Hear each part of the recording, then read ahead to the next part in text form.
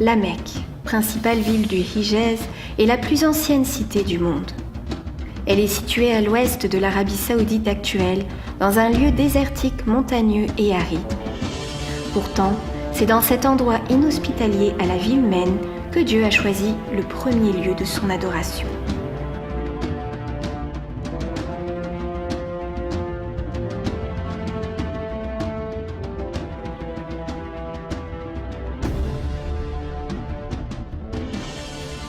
Il est dit que son histoire commença au début de l'humanité et que c'est la première cité créée. En effet, lorsqu'Adam et Ève furent renvoyés du paradis et séparés, Ève serait descendue dans une ville proche de la Mecque et Adam quelque part en Extrême-Orient. Selon les traditions, après plusieurs années à se chercher l'un l'autre, Adam parvint à trouver son chemin à travers la péninsule arabique jusqu'à la Mecque, et c'est au sommet du mont Arafat, à l'extérieur de la ville, qu'ils furent réunis. C'est également dans ce désert mécois que le prophète Abraham vit en songe qu'il devait sacrifier son fils Ismaël. L'ordre fut alors exécuté dans la plaine de Mina, à l'instant où, dans une soumission parfaite, il allait sacrifier son fils. La voix de Dieu arrêta son geste. Plus tard, Abraham et Ismaël, sous l'ordre de leur Seigneur, construisirent la Kaaba, première maison de Dieu. Ainsi, Dieu fit que les gens vinrent accomplir leur pèlerinage dans l'antique maison d'Allah, en la vallée de la Mecque. Et sur cette même terre bénie, en 570, le dernier prophète messager vit le jour. Le prophète Mohammed, première création divine dans la prééternité, l'Esprit Saint pour lequel Dieu déclara dans un célèbre hadith « J'étais un trésor caché, j'ai aspiré à être connu, alors j'ai créé la création afin de me connaître moi-même en elle. » Mohammed, témoin de cet amour divin, œil par lequel Dieu se contemple et regarde sa création, est né sur cette terre considérée comme le centre religieux de la péninsule arabique. Pourtant, à cette époque, le polythéisme, l'infanticide, les conflits tribaux et bien d'autres turpitudes prévalaient à la Mecque et dans l'ensemble de l'Arabie. Le prophète l'appela d'ailleurs l'époque de l'ignorance, durant laquelle 360 idoles différentes entouraient la maison sacrée. À l'âge de 40 ans, durant le mois béni de Ramadan, le prophète Mohammed alla se retirer comme à son habitude dans la grotte de Hira, où il s'adonnait à l'adoration et au tawhid.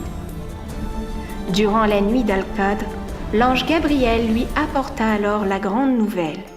Il lui dit « Lis au nom de ton Seigneur qui a créé. » Ce fut les premiers versets du Saint-Coran, la parole de Dieu, son miracle, une parole d'amour, de miséricorde et libératrice pour l'humanité. Le premier à avoir partagé la révélation avec le saint prophète fut son plus fidèle ami et cousin, le noble Ali, qui l'accompagnait dans la grotte de Hira. Ce même Ali qui naquit miraculeusement dans l'enceinte même de la Kaaba. Cependant, les Mécois ne voulaient pas entendre parler de monothéisme parce que les idoles étaient un commerce lucratif pour eux. De plus, l'adoration du Dieu de Mohammed se traduirait par une équité entre les hommes, l'interdiction de l'usure et de jouissance en tout genre.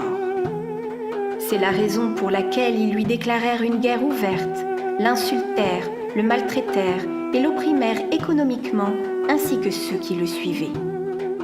C'est alors qu'on commença à comploter contre lui pour le tuer. Et Dieu, plein de science, lui ordonna de quitter la Mecque pour Yatsrib, l'actuelle Médine. Ainsi, il la quitta après y avoir passé 13 années à inviter les Mécois au Tawhid. Ce fut la grande Hijra, l'exil volontaire pour l'amour de Dieu. Suite à cet exil, il dut mener de nombreuses batailles contre les attaques des mécréants qui voulaient anéantir l'islam. 8 ans après, il reprit la Mecque et ses clés, sans effusion de sang, des mains de ce peuple idolâtre. La première tâche du prophète fut de nettoyer la Kaaba des idoles.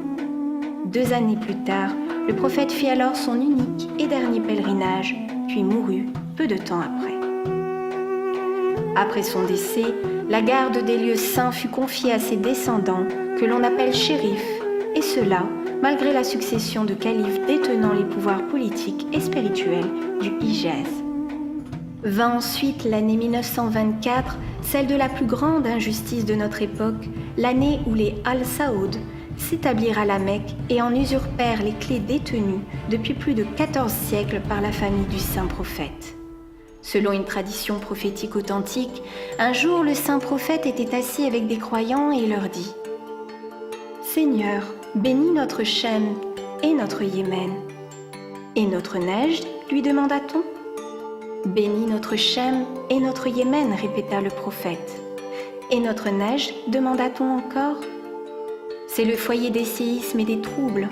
C'est de là qu'apparaîtra la corne de Satan, répondit le prophète. Or, nous savons tous que le Nejd est l'actuelle région autour de Riyad, capitale du royaume saoudien. L'histoire des Al-Saoud n'est-elle pas là pour nous montrer qu'ils sont ceux à qui Dieu a refusé sa bénédiction? Ne sont-ils pas la source et le foyer des troubles et des séismes? La corne de Satan n'est-elle pas déjà sortie de leur usurpation? Au XVIIIe siècle, dans la région du Nejd, une alliance a été conclue entre le prédicateur réformateur Mohammed ibn Abd al-Wahhab et le chef de clan Mohammed ibn Saoud de l'oasis de Diriyad, non loin de Riyad. Le minuscule émirat adopte les vues d'al-Wahhab et c'est ainsi que la famille régnante et ceux qui les suivirent adoptèrent la doctrine wahhabite. Dès ses débuts, au XVIIIe siècle, le wahhabisme a représenté le socle du pouvoir politique et militaire des Saouds. Il le reste à ce jour.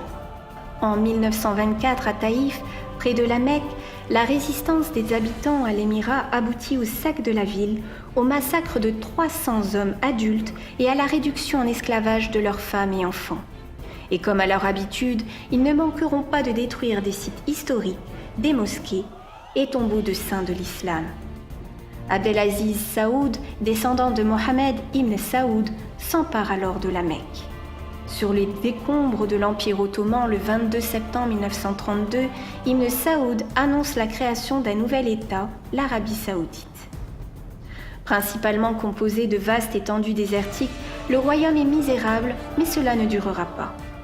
Dès l'année suivante, la découverte d'immenses champs de pétrole place l'Arabie saoudite au rang des pays les plus importants de la planète et le wahhabisme, avec ses moyens dorénavant inépuisables, au centre des débats sur l'islam. C'est ainsi que depuis les années 1930, la famille Al-Saoud règne sur la Mecque et la péninsule arabique, ce qui porte préjudice à l'islam et aux musulmans. En effet, la propagation de leur doctrine dangereuse à la Mecque et dans le monde a sali l'image de l'islam authentique qui puise son origine dans l'amour et la paix.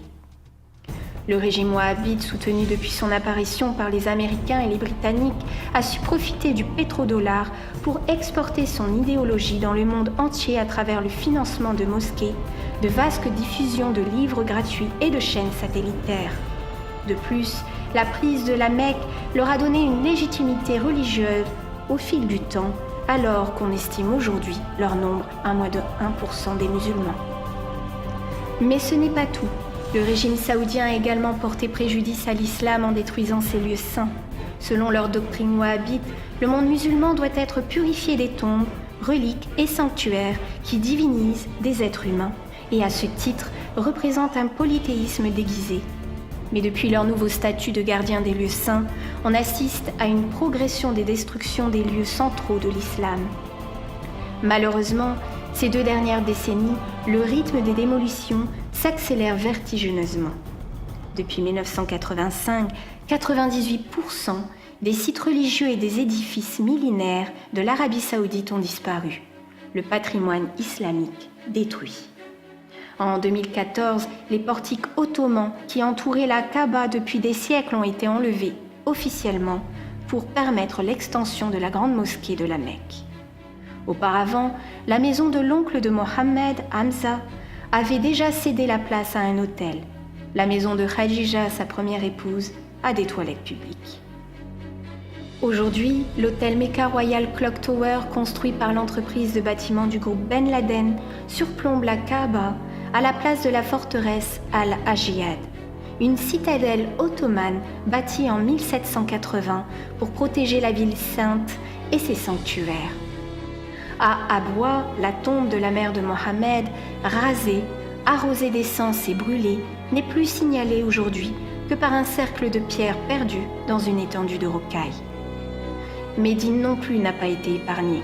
Le cimetière Janatul Baqi, situé à quelques mètres de son cœur religieux, la mosquée du prophète a également vu ses dômes et mosquées rasés entre 1806 et 1925. Les mausolées de nombreux proches, compagnons et membres de tribus de Mohammed ont disparu. En 2014, un projet officiel présenté sur 61 pages suggère de détruire le tombeau de Mohammed abrité dans la mosquée Al-Nabawi et de transférer ses restes dans une tombe anonyme. Étant donné la levée de boucliers déclenchée par le projet, les Saoudiens l'ont pour le moment mis en sommeil. Mais pour combien de temps ? En plus de toutes ces destructions, la famille El Saoud se sert du pèlerinage, l'un des piliers de l'islam, comme d'un business lucratif. Les villes saintes se sont transformées en complexes immobiliers modernes, à tel point qu'on les compare aujourd'hui à Las Vegas. Le tourisme religieux est la deuxième source de revenus derrière le pétrole en Arabie Saoudite. Il est estimé en 2015 à plus de 40 milliards de dollars. Cette manne financière lui permet de financer le terrorisme et les conflits régionaux tels que la guerre au Yémen et le soutien à Daesh. Ayant au départ créé des relations secrètes avec l'entité sioniste d'Israël, les Al-Saoud partagent avec eux une haine contre l'Iran, perçue comme une menace pour leur hégémonie sur le monde musulman. Aujourd'hui, ils ne cachent plus leur collaboration. En effet, l'Arabie Saoudite souhaite ouvrir une ambassade saoudienne en Israël. Elle est aujourd'hui considérée comme l'un des principaux alliés et clients des pays occidentaux. Parallèlement, les monarques et émirs saoudiens déshonorent une fois de plus l'islam en s'adonnant aux jouissances de ce bas monde dans plusieurs pays occidentaux et d'Afrique du Nord.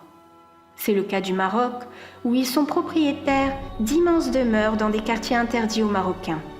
Une attitude que l'on peut qualifier de prétentieuse et arrogante, permise par les pétrodollars et l'alliance avec les capitales occidentales, qui voient en les Al-Saoud une réserve d'argent pour le financement des guerres en Syrie, en Irak et en Afghanistan.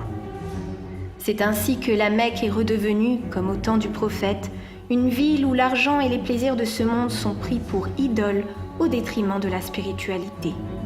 Les Saouds ont réussi à effacer chez de nombreux musulmans l'histoire de la Mecque et par-dessus tout, l'histoire et les fondements de l'islam.